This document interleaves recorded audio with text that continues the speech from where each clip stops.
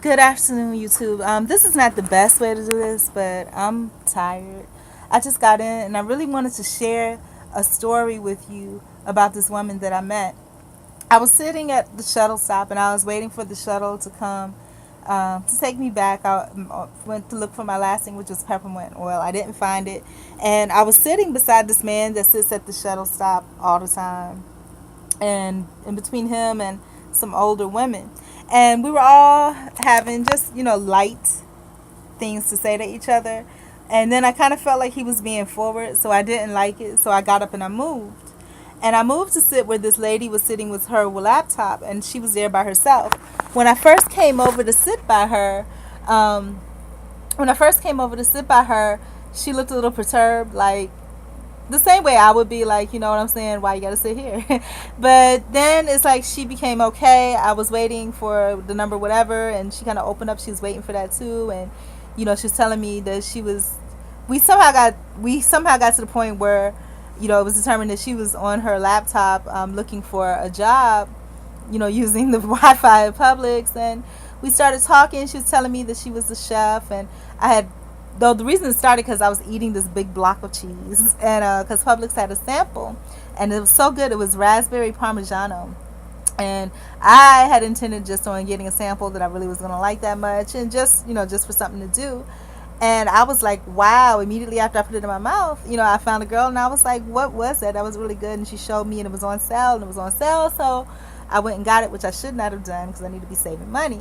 But so I went to the bus stop, and as I was trying to open a package for the cheese, the guy was sitting, like, just because we were in close proximity, like an inch from me, and was like, you biting it the wrong way. And I'm like, man, thank you, but thank you very much. And so I got up and I moved, and the lady, I was telling her, how they had a sample of the cheese and how it was so good, and I bought it, and I just love cheese. And she was like, oh, me too, I love cheese. And she was telling me about this time that she had her little Porsche, and she was traveling on a road trip somewhere, and she packed all this stuff in her car, hummus and all this good stuff. And that's how I used to do my road trips. I would have like a bag of apples, a 5 gallon thing of water and wheat bread. And she was doing the same thing, and she saw like this, she was getting hungry, she saw like this pasture, and she loves horses, and it was a cows, and there was a picnic table. So she went over to the picnic table because she was like, oh, the perfect place. She saw the horses because she loved them. She was going to give them an apple.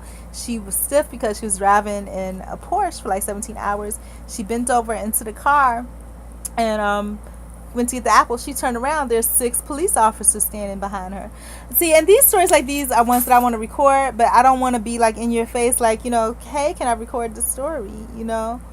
um Maybe I should have been. Sometimes I have to be bodacious, but it was such an awesome story. Just the contrast of her enjoying her day. She reached in stiff to get her apples for the horse, turned around, 6 police officers are standing behind her, and they wanted her to take a sobriety test. The sobriety test required you to lift your leg up at a 90-degree angle and all this.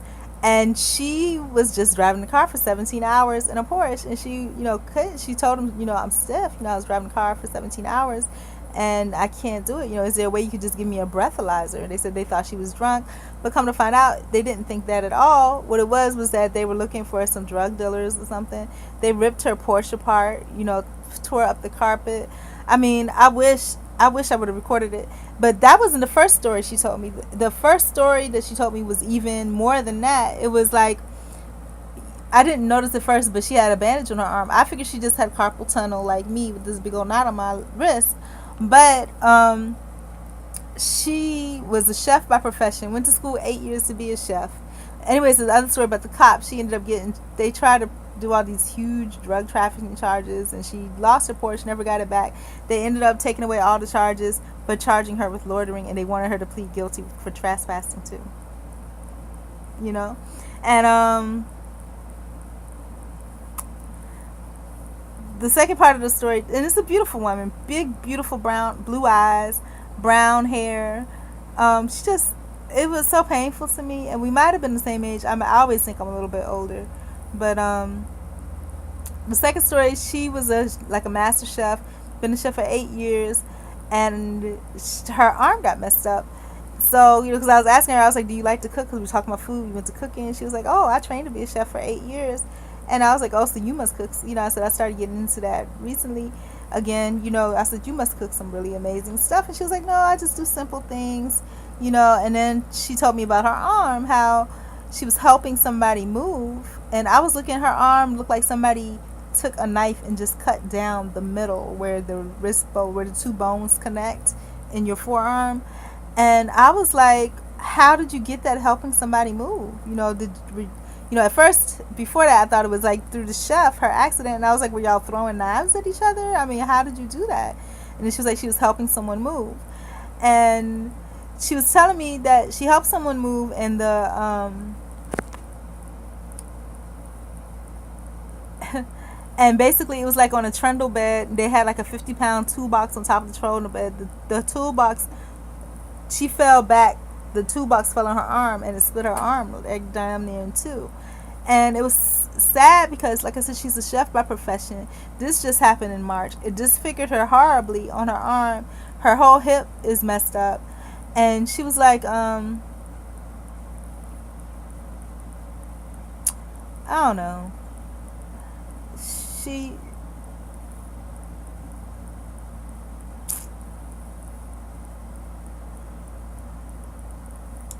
she was just like, and the thing was, she didn't even realize that it was messed up because she just went back to helping her friend move. The next day, she felt like a slight pain and it was hurting. She was like, okay, not a problem, just aching.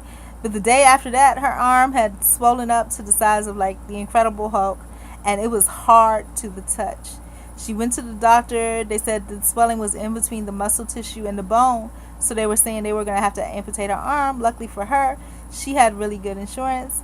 Because she had really good insurance, they went through a series of process of surgery and plastic surgery, and she still has a little bit of motion in her hand. It was so sad to me.